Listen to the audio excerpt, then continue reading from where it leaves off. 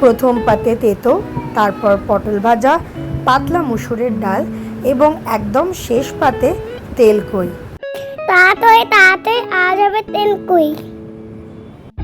আজকে আপনাদের তাই তেলকই বানিয়ে দেখাবো। খুব সামান্য উপকরণ এবং খুব সুস্বাদু একটি মাছের পদ।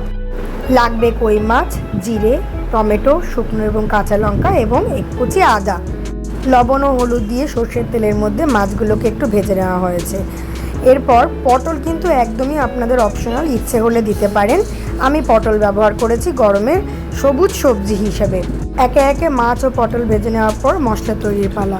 সব কিছু জিনিস গরম জলে ভেজানো ছিল, এখন একে একে সব কিছু দিয়ে একটা সুন্দর পেস্ট তৈরি করে নেওয়া হয়েছে।